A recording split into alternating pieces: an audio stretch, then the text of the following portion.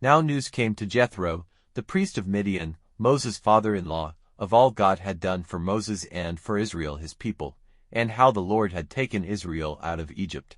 And Jethro, Moses' father-in-law, took Zipporah, Moses' wife, after he had sent her away, and her 2 sons, one of whom was named Gershom, for he said, I have been living in a strange land.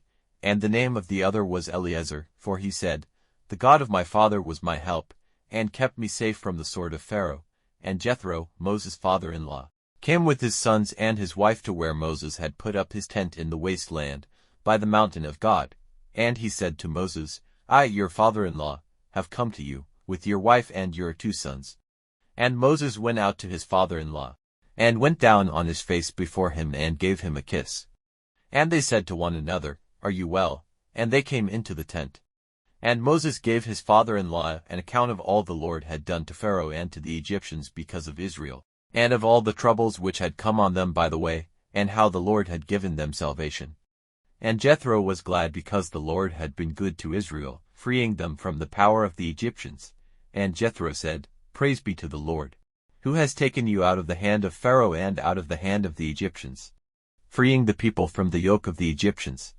Now I am certain that the Lord is greater than all gods, for he has overcome them in their pride.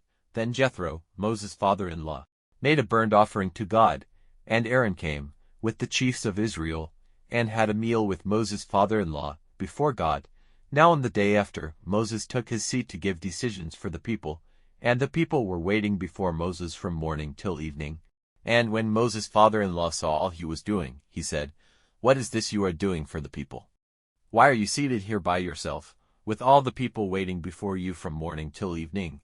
And Moses said to his father-in-law, Because the people come to me to get directions from God, and if they have any question between themselves, they come to me, and I am judge between a man and his neighbor, and I give them the orders and laws of God.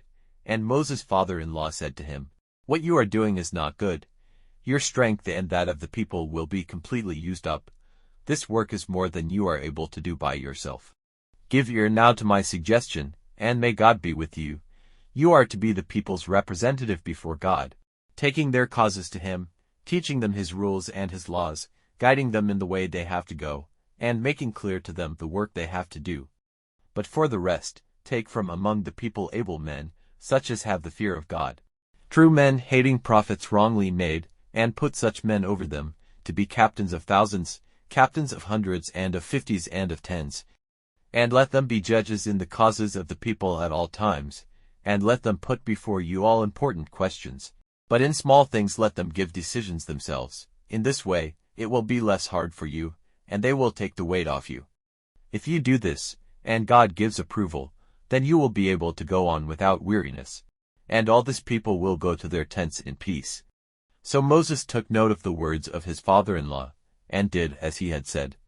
And he made selection of able men out of all Israel, and made them heads over the people, captains of thousands, captains of hundreds and of 50s and of 10s. And they were judges in the causes of the people at all times, the hard questions they put before Moses. But on every small point they gave decisions themselves. And Moses let his father-in-law go away, and he went back to his land.